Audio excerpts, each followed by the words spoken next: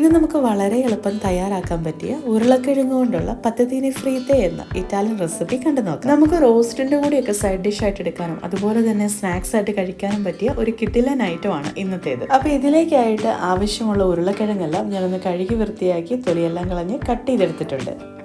ഇത് ഏകദേശം ഒരു 2.5 ഇഞ്ച് മുഴുപ്പിലാട്ടോ ഞാൻ കട്ട് ചെയ്തെടുത്തിരിക്കുന്നത്.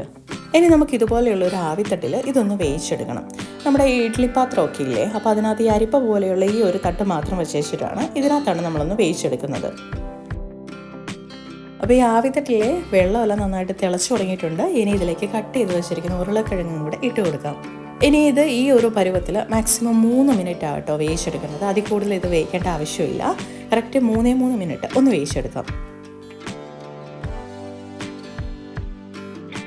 ഇനി വെന്ത് വന്നിരിക്കുന്ന ഉരുളക്കിഴങ്ങിനെ ഒരു ടിഷ്യൂ പേപ്പറിലേക്ക് ഇട്ട് കൊടുക്കാം. ഈ ടിഷ്യൂ പേപ്പറിന് പകരമായിട്ട് നമുക്ക് കോട്ടൺ ടവൽസ് ആണെങ്കിലും യൂസ് ചെയ്യാം. ഇനി ഈ ഉരുളക്കിഴങ്ങിൽ കാണുന്ന വെള്ളവും ഒരു ചെറു വഴുവഴുപ്പും ഉണ്ടാവും. അത് ഫുള്ള് ഈ ടിഷ്യൂ വെച്ച് ഒന്ന് ഒപ്പിയെടുക്കാം.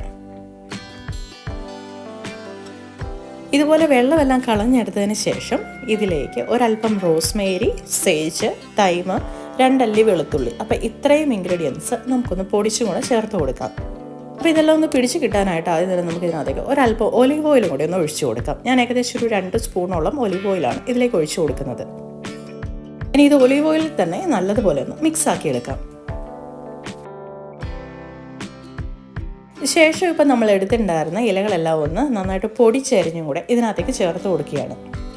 ഇനി ഈ ഇലകളൊന്നും നമുക്ക് ഫ്രഷ് ആയിട്ട് ഇടാനില്ലെങ്കിൽ ഇതിൻ്റെ എല്ലാം ഡ്രൈ ആയിട്ടുള്ള മിക്സ് സൂപ്പർ മാർക്കറ്റുകളിൽ അവൈലബിൾ ആട്ടോ. അപ്പോൾ അതുകൂട്ടൊരു മിക്സ് മേടിച്ചിട്ട് ഒരു 2 സ്പൂണോളം ഒന്ന് തൂവി കൊടുത്താൽ മതി.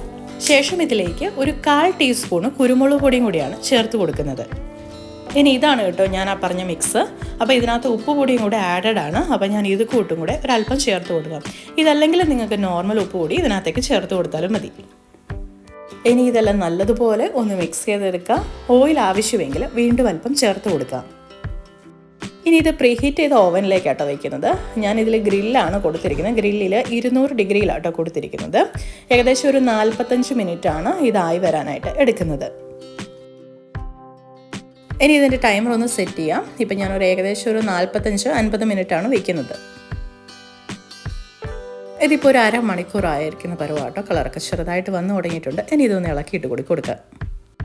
അപ്പോൾ ഇതാട്ടോ കറക്റ്റ് 50 മിനിറ്റ് ആയിട്ടുള്ള പരുവം. അപ്പോൾ ഈ ഒരു പരുവത്തിൽ നല്ല മുര നട നിൽക്കുന്നത്. ഇനി ഇതൊരു സെർവിങ് ഡിഷിലേക്ക് മാറ്റാം. അപ്പോൾ ഇന്നത്തെ ഈസി ആയിട്ടുള്ള ഇറ്റാലിയൻ പത്തതീനി ഫ്രീത്തെ റെഡി ആയിട്ടുണ്ട്. അപ്പോൾ എന്തായാലും എല്ലാവരും ട്രൈ ചെയ്ത് നോക്കുക. കുട്ടികൾക്കൊക്കെ ഒരുപാട് ഇഷ്ടപ്പെടുന്ന റെസിപ്പി ആട്ടോ. ഇന്നത്തെ ഈ ഒരു വീഡിയോ നിങ്ങൾക്ക് ഇഷ്ടപ്പെട്ടിട്ടുണ്ടെങ്കിൽ ചാനൽ ഒന്ന് സബ്സ്ക്രൈബ് ചെയ്ത് സപ്പോർട്ട് ചെയ്യാൻ മറക്കല്ലേ. അപ്പോൾ എല്ലാവരോടും ബൈ.